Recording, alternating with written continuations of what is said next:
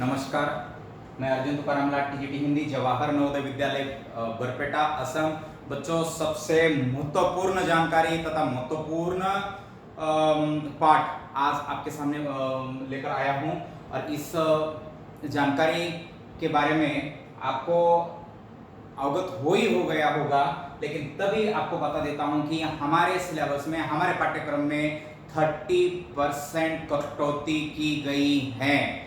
तो ये कटौती किस प्रकार हो गई है इसके बारे में हम बताता हूं। सबसे पहले कक्षा 9 में आप सभी का हार्दिक स्वागत है और ये कक्षा 9 में किस प्रकार हिंदी विषय के पाठ्यक्रम में कटौती की गई है उसके बारे में हम जानकारी लेंगे। 2020-21 का जो पाठ्यक्रम है उसमें 30% की कटौती कल ही सीबीएसई के द्वारा की गई है। तो ये बहुत महत्वपूर्ण है। देखिए, कक्षा 9वीं विषय हिंदी व का पाठ्यक्रम किस प्रकार का है, कौन से पाठ पढ़ने हैं, कौन से पाठ नहीं पढ़ने हैं, इसके बारे में मन में बहुत सारे विचार आ रहे होंगे। तो सबसे महत्वपूर्ण है कि हमें कौन से पाठ पढ़ने हैं। देखिए कि पद्य खंड की तरफ अगर हम जाते हैं तो रैदास के पद, संत रैदास द्वारा रचित ये पाठ हमें पढ़ना है। रहीम के दोहे ये पाठ हमें पढ़ना है। रहीम के दोहे, एक फूल की चाह, सियाराम शरण गुप्त जी द्वारा ये कविता है, बहुत महत्वपूर्ण है, ये कविता पढ़नी है। खुशबू रस्ते हाथ, अरुण कमल जी द्वारा रचित ये कविता है, ये आपको पढ़नी है। ये कविता इतनी पढ़नी है। रैदास के पद, रहीम के दोहे, एक फूल की चाह, खुशबू रस्ते हाथ, ये कविताएं आपको पढ़नी है। बच्चों, ये याद रखें कि कक्षा 9वीं का पाठ्यक्रम है उसमें गद्य खंड की तरफ अगर हम जाते हैं, गद्य खंड में आकर देखते हैं कि दुख का अधिकार भीष्म साहनी द्वारा लिखित ये पाठ आपको पढ़ना है। एवरेस्ट में ऋषिकर यात्रा ये पाठ आपको पढ़ना है। तुम कब जाओगे अतिथि ये पाठ आपको पढ़ना है। धर्म की आड़ गणेश शंकर विद्यार्थी द्वारा रचित ये पाठ है, ये आपको पाठ पढ़ना है। मतलब कविताएं जिस प्रकार की है उसी प्रकार के ये 4 पाठ आपके सिलेबस में रखे हैं, ये आप ध्यान रखो।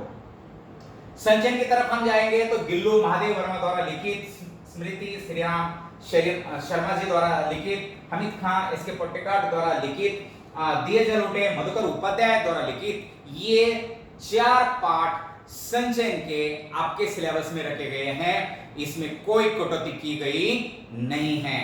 अब देखिए, अगर हमें ये पाठ अगर सिलेबस में पढ़ने हैं तो कौन से पाठ इस साल के सिलेबस में आपको पढ़ने नहीं है, ये जो प्रश्न आपके मन में है, कौन से पाठ पढ़ने नहीं है, जरा देख लीजिए कौन से पाठ पढ़ने नहीं है या कौन से पाठ हटाए गए हैं।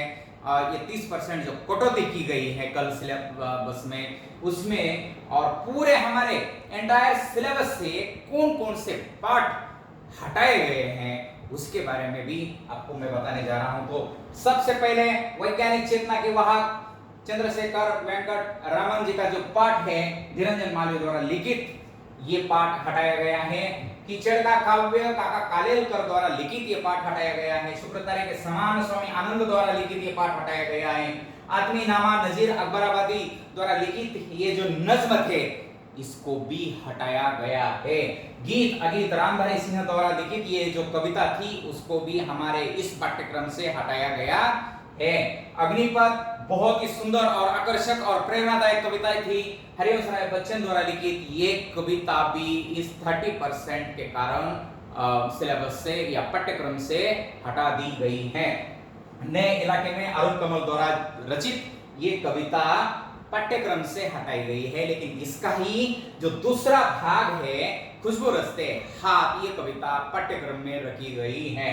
तो ध्यान दीजिए फिर से एक बार, वैज्ञानिक चेतना के वाहक, कीचड़ का काव्य, शुक्रतारे के समान, आदमी नामा, गीत अगीत, अग्निपथ, नए इलाके आदि पाठ पाठ्यक्रम से पूरी तरह से हटा दिए गए हैं। इसके बारे में सोचना भी नहीं है, पढ़ना नहीं है, कुछ नहीं है, टेंशन लेना बिल्कुल नहीं है, इसका अध्ययन नहीं करना। हाँ, आपके नॉलेज की बढ़ोतरी अगर आपको करनी है तो, या आपका मनोरंजन करना है, नॉलेज बढ़ोतरी करनी है तो निश्चित ये पाठ आप पढ़ सकते हैं और इसे अंदर जो ज्ञान है वो हासिल कर सकते हैं। लेकिन परीक्षा की दृष्टि से, एग्जाम की दृष्टि से ये पाठ निर्धारित नहीं है। देखिए संचयन एक में कल्लू कुमार की उनाकोटी, इसको हटा दिया गया है। मेरा छोटा सा निजी पुस्तकालय है, इसको भी हटा दिया गया है। बाद में अगर देखते परीक्षा का भार विभाजन, हम देखते अगर परीक्षा में ये पाठ हटा दिए गए हैं तो हमारा आने वाला जो क्वेश्चन पेपर है तो कैसे होगा, उसके बारे में हमें देखना बहुत जरूरी है। पहला अपठित गद्यांश आ जाएंगे, मतलब अनसीन पैसेज, ये 10 मार्क के लिए आने वाले बच्चों। इसके 1 मार्क के 2 क्वेश्चन, 2 मार्क के 4 क्वेश्चन इस पैराग्राफ में आ जाएंगे। कुल मिलाकर 10 अंक का ये अनसीन पैसेज वाला प्रश्न रहेगा। उसके बाद हम देखते हैं कि व्याकरण क्या क्या आने वाला है। व्याकरण में भी कोई परिवर्तन किया गया नहीं है, जैसे था पहले वैसे ही है। जैसे शब्द और पद 2 अंक के लिए है, अनुस्वार और अनुनासिक फिर 2 अंक के लिए, उपसर्ग और प्रत्यय फिर 4 अंक के लिए, और शब्द विचार, उसमें शब्द विचार में 3 प्रकार के शब्द हैं, श्रुति सम भिन्नार्थक शब्द, पर्यायवाची शब्द, विलोम शब्द, फिर 6 अंक के लिए है। ये अर्थ की दृष्टि से वाक्य के भेद 2 अंक के लिए है। कुल मिलाकर 16 मतलब 16 अंक का व्याकरण जैसे कि वैसे इस पाठ्यक्रम में रखा गया है, जो पहले सभी पाठ के ऊपर पहले ही वीडियो बनाकर आपके पास पहुंचाए गए हैं, जैसे कि वैसे रखा है, कोई परिवर्तन नहीं है। आप देखते हैं कि हमारे पाठ के ऊपर आ जाएंगे। सबसे पहले हम जो गद्य खंड है मतलब पाठ है, इस पाठ के आधार पर आ जाएंगे। तो पाठ के ऊपर के एक लघुत्तरात्मक क्वेश्चन पूछे जाएंगे। कितने क्वेश्चन पूछे जाएंगे? 2 पूछे जाएंगे, 3 मार्क का 1 होगा, कुल मिलाकर 6 अंक के ये क्वेश्चन होंगे। उसके बाद मतलब पाठ के ऊपर ही एक हॉट्स मतलब निबंध आत्मक या बड़ा क्वेश्चन पूछा जाएगा, जिसका आंसर आपको 70 से 80 शब्दों में आपको लिखना होगा। वो क्वेश्चन एक ही पूछा जाएगा, लेकिन वो विकल्प सहित होगा। 2 क्वेश्चन होंगे तो कोई भी उसमें से एक आपको परीक्षा में लिखना है, उसका आंसर देना है। वो कितने अंक का होगा? ये 5 अंक का होगा। कुल मिलाकर उसके अंक 5 होंगे। प्रश्न 1 लिखना है, उसके 5 अंक होंगे। देखिए कुल मिलाकर कितने हो गए? ये 6 और 5 ये हो गए 11। अब ऐसे ही हम अगर पद्य खंड मतलब काव्य की तरफ आ जाएंगे तो काव्य खंड पर आधारित भी लघु प्रश्न मतलब कविता हमारी 4 है, तो 4 कविता के आधार पर कितने लघु उत्तरात्मक क्वेश्चन है, वो है फिर से 6 अंक के लिए, मतलब 2 प्रश्न पूछे जाएंगे। एक प्रश्न 3 अंक के लिए 6 मार्क के, और फिर hots question HOTS hots question, एक क्वेश्चन पूछा जाएगा, वो क्वेश्चन है 5 अंक के लिए, फिर ये 11 अंक का हो जाएगा। 11 11 22 हो जाएंगे।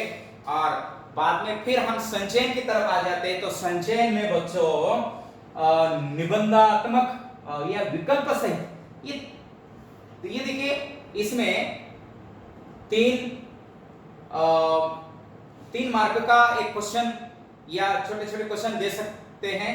3 अंक का एक क्वेश्चन, ऐसे 2 क्वेश्चन पूछे जाएंगे 6 मार्क के लिए।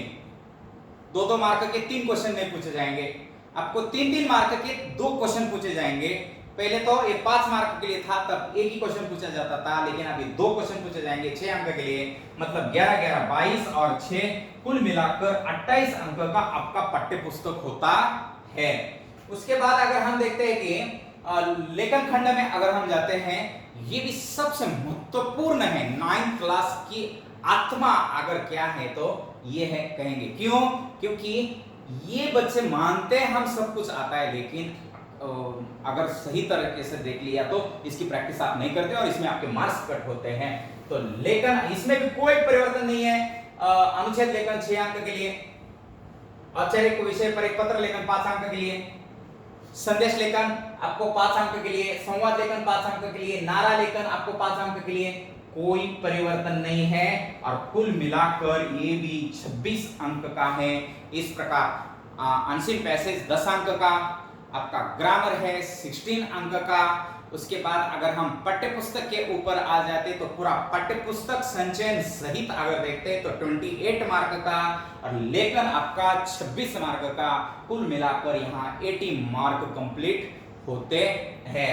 और जो 20 मार्क है आपको इंटरनल है, ये आपके नोटबुक के ऊपर, आपके परियोजना कार्य के ऊपर, वाचन लेखन जो एक्टिविटीज है, विषय संवर्धन एक्टिविटीज है उसके ऊपर के हैं, ये आपके इंटरनल मार्क्स है। तो कैसे करें तैयारी? पठित गद्यांश पढ़े, गद्य खंड मतलब पाठ पढ़े, काव्य खंड मतलब कविताएं पढ़े, संचयन की तरफ थोड़ा ध्यान दे दे और लेखन करें, क्योंकि लेखन 26 अंक के लिए है, बहुत महत्वपूर्ण है। इसी प्रकार की आप तैयारी करें, क्योंकि 1 लिखा और 100 पढ़ा बराबर होता है। उसके बाद अगर अभ्यास के पूर्ण अंग है तो आपको बहुत बहुत पढ़ना है, बहुत बहुत लिखना है, बहुत चिंतन मनन करना है और अपने पढ़ाए हुए सभी पाठ्यक्रम को ध्यान में रखते हुए, परीक्षा के को ध्यान में रखते हुए उसको याद भी करना है।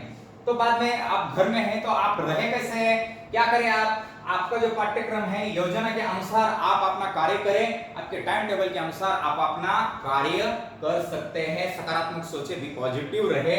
उसके बाद जागरूक अध्ययन करें। इसका मतलब क्या है कि हम क्या कर रहे हैं हमें तो कम से कम पता होना चाहिए कि हाँ जी हाँ, मैं मैथ कर रहा हूँ तो मैथ ही कीजिए, हिंदी कर रहा हूँ तो हिंदी कीजिए, साइंस कर रहा हूँ तो साइंस कीजिए, लेकिन मैं क्या कर रहा हूँ और ये जरूरी है क्या, इतना तो पता आपको होना चाहिए। नहीं तो मैंने पढ़ा है लेकिन कल पूछने से पता चलेगा मैंने क्या पढ़ा है, मुझे पूछेंगे आप आकर, तो ये जागरूक अध्ययन नहीं है। आप अपने परीक्षा की दृष्टि से उसका अध्ययन कीजिए, लिखकर तैयारी करें, ज्यादा से ज्यादा लिखे, क्योंकि फिर से बोल रहा हूं कि 1 लिखा और 100 पढ़ा बराबर होता है। और सबसे महत्वपूर्ण है अपने आप पर विश्वास रखे, निश्चित सफलता आपके मुट्ठी में है। तो बच्चों मैं आपको बहुत बहुत धन्यवाद देना चाहता हूं। यहाँ में ये 2-4 शब्दों में आपकी जो महत्वपूर्ण जानकारी थी वो यहाँ आपको दे दी है। बहुत बहुत धन्यवाद।